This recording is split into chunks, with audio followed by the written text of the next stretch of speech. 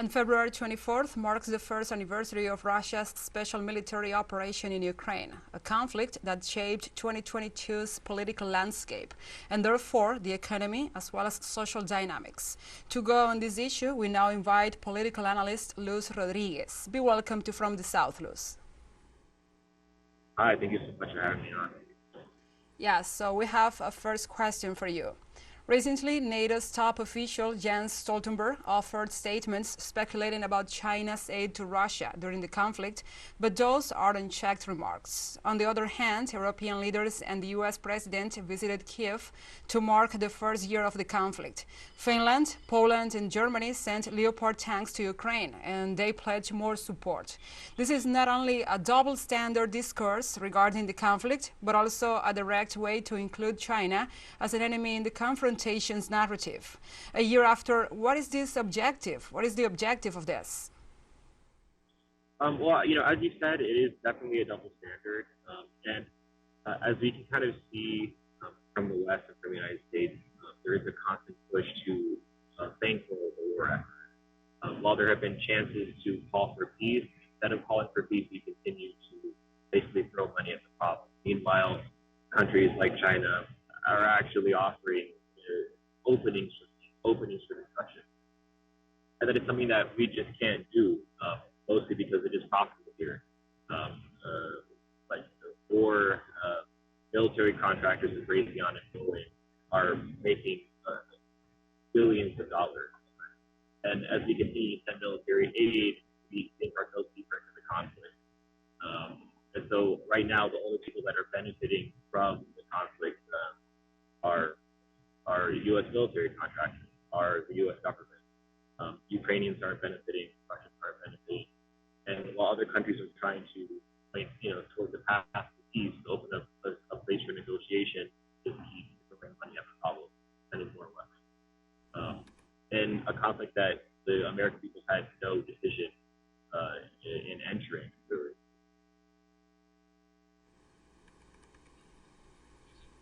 Also, back in February 2022, the U.S. promised not to intervene in the conflict, but in the name of peace, it has supplied Ukraine not only with billionaire aid packages, but also with armament, and President Biden has openly championed Volodymyr Zelensky. This support has taken a heavy toll on the Biden's administration because of domestic economy underperformance and the rise in inflation also. So how could this impact Biden's presidential race ahead of the 2024 elections? I mean, as it looks very unpopular, he has not really followed up any campaign promises, and he did kind of through proxies is just making things worse. And although there is a little confusion, I think here amongst kind of the average person about why the economy is doing so poorly, when you look at the global economy, it's fairly obvious, right? The global supply chains are messed up. Oil isn't going where it needs to go. As soon as the war started and we applied sanctions onto Russia, as well as Belarus, we immediately start seeing inflation. And I don't think this is going to really bode well for Biden's presidential campaign. However, I don't think that he is particularly popular already as a kind of front-running candidate, right? And this is a long-running problem. While we're often promised peace, especially from Democratic candidates, before the election, after the election, when the president is actually sitting in power, we see very similar foreign policy to, their conservative counterpart, which is just funding war, really no matter the cost. And it makes sense. Both Republicans and candidates are backed and funded by military contractors. But I don't think it's popular, and I think considering how close the last election was, this kind of really irresponsible kind of political behavior is going to impact the campaign and open up a space for yet another far-right politician to take the presidency when the next election cycle comes around. And also, 1 year ago, when the conflict broke out, Western countries imposed sanctions on Russia in the hopes of shocking its economy.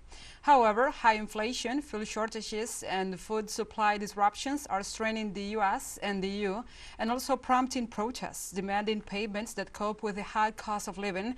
All of that just 1 year after the conflict. The underbelly of this situation is a reshuffle of trade systems worldwide, especially in the eastern countries. So how have smaller economies changed after this? Well, as as we continue to, or as the United States continues to use sanctions, kind of a siege tactic, as a kind of soft power, we're starting to see that it's not as powerful as they used to be, right? When the United States placed sanctions on Iraq over 20 years ago, the country collapsed. But now a lot of countries are just not, they don't have the patience to deal with it anymore. They don't have the patience to deal with global war all the time. For the first time, we're seeing smaller countries and just, countries in the global south like India start using other forms of currency other than the US dollar to do global business because they can't afford to pause their economy at the behest of what our government is asking, which is for them to basically take sides in wars they had nothing to do with. So it is a very interesting development to see how smaller countries and how the global economy will start to shift, especially as kind of the U.S.'s power to apply sanctions and to as a kind of a blackmail tactic to force other countries to do what they want. As that power weakens, we see countries like China, countries like India, even places in Latin America as well, start to find ways around these kind of economic blocks so that they can continue to do business and they can continue to feed their own people and run their own economies for the benefit of their own.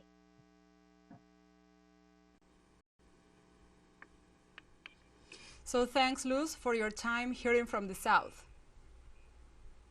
Thank you so much, all.